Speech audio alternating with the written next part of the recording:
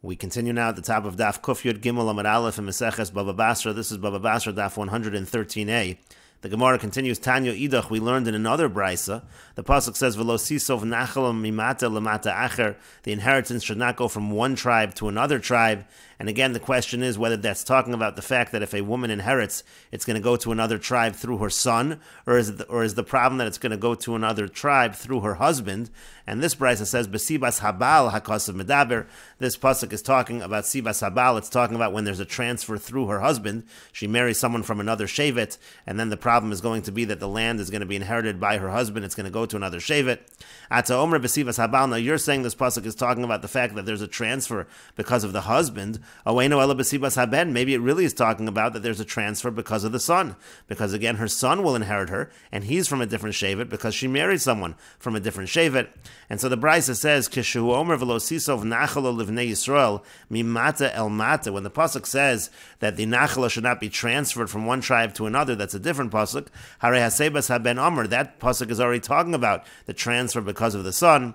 Hamani mekayim v'lo sisov nachala mimata lemata acher. So what is the pasuk talking about? In the pasuk of v'lo sisov nachala mimata lemata acher, that's b'sibas habal hakasav medaber. That pasuk is talking when there's a transfer because of the husband. And the Rashbam explains, Tanya idach lo sisov nachala mimata lemata acher b'sibas habal hakasav medaber. Again, the pasuk of mimata lemata acher is talking about sibas habal, transfer because of the husband. Ata omer b'sibas habal o enu ela b'sibas haben. Maybe it's really talking about transfer because of the son. Keshu omer lo sisov nachala livnei Yisrael mimata el mata. When the pasuk already says mimata el mata, hare sibas haben omer, that's already talking about transfer because of the son.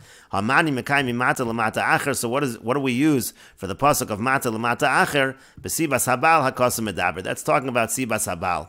And the Rashbam here points out, umashmos dorsh and ika beinahu. Really, they both hold the exact same thing. Because if you look at the brisa in the previous amud, that brisa also agrees in the end that v'lo sisov nachala mimata lemata acher is talking about sibas habal. That brisa just inverts the order. That brisa starts off talking about the pasuk of v'lo sisov nachala livnei Yisrael mimata el mata and says that that's talking about sibas haben. And how do we know that? Because again, v'lo sisov nachala mimata lemata acher, that's already talking about sibas habal, as the Rashbam now explains. Tana de brisa kamaisa, the Tana of the first brisa, pshita le dekra basra. It's obvious to the Tana of that brisa that the latter pasuk, the hainu mimata lemata acher, it's obvious that the pasuk of mata lemata acher, besibas habal mairi, that's for sure talking about the transfer because of the husband. Kinim mefarish l'kamei. The Gemara is about to explain that. Minichsib be acher. That's learned from the word acher. The word acher indicates that we're talking about sibas habal. So the first brisa, that's the brisa on the previous amud,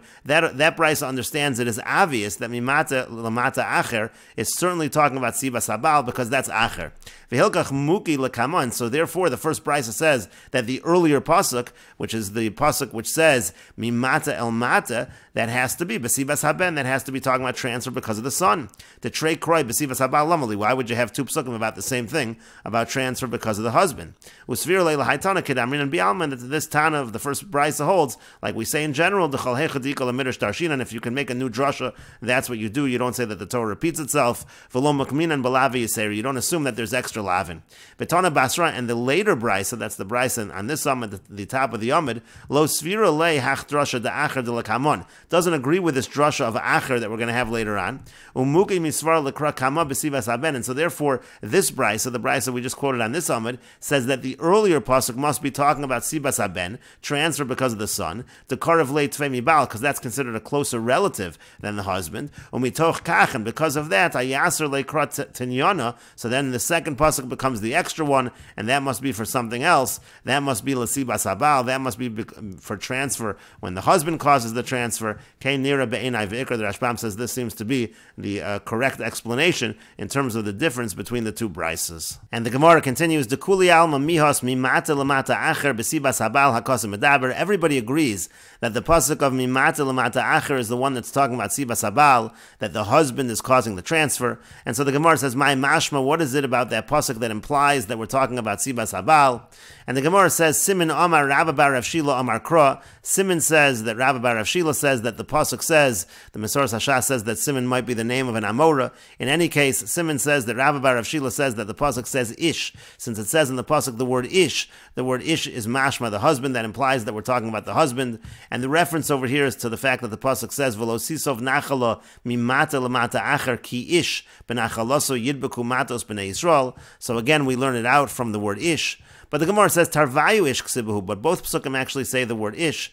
In the other pasuk as well, the pasuk says mimata el mata ki ish benachalas mata avosav yidbeku b'nei Yisrael. So if they both say the word ish, how can you say that it's coming from the word ish? Again, tarvayu ish ksibahu.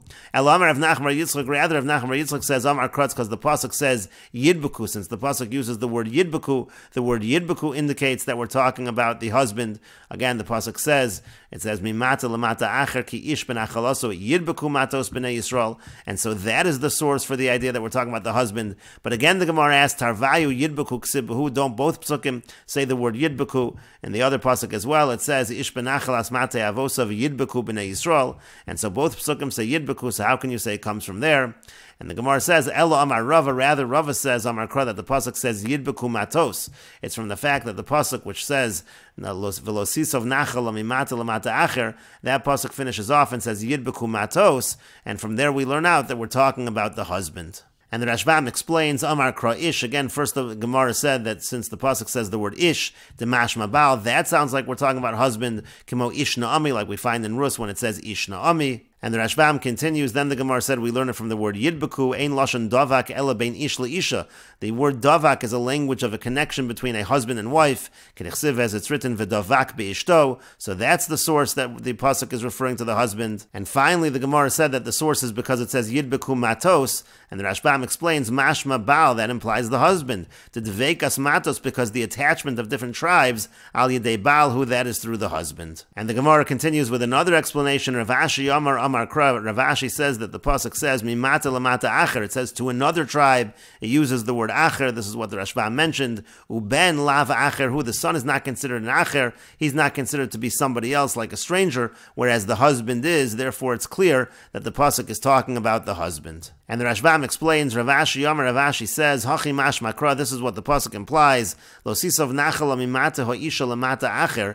The inheritance should not be transferred from the tribe of the woman to another tribe. She yershena bala, that her husband will inherit her. Imtinase lo, if she marries him, shu acher lagabo, because he's already like an acher, he's almost like a stranger.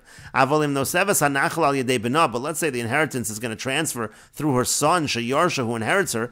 Eino acher mamish lagabo, you can't really call her son an acher relative to her. To yoresh kare di imehu, because an heir is considered like an extension of the mother. And the Gemara continues, Amar Rabbi Yavo, Amar Rabbi Yochanan, Amar Rabbi Yanai, Amar Rebbe. Rabbi Yavo says that Rabbi Yochanan says that Rabbi Yanai says that Rebbe says, Ummatu ba mishmei Rabbi Yoshua ben Karcha. Some determine that it's in the name of Rabbi Yoshua ben Karcha. Minayin lebal she'eno notel beroi keva muchzak. How do we know that a husband does not take roi like muchzak? Roi means to say, let's say the wife dies first, and then somebody who would have bequeathed something to the wife, that individual dies, but the wife is no longer around to inherit it. So maybe you would think that the husband should get to inherit that, because had the wife been alive, she would have inherited it, and then he would inherit from her, because the husband inherits the wife. But that's not true. Only something that the wife is actually in possession of at the time that she dies, that the husband can inherit. But if it's something that she was not yet in possession of, even if it's something that's right, it's fit to come to her. When this other individual will die, let's say her father dies, it will come to her,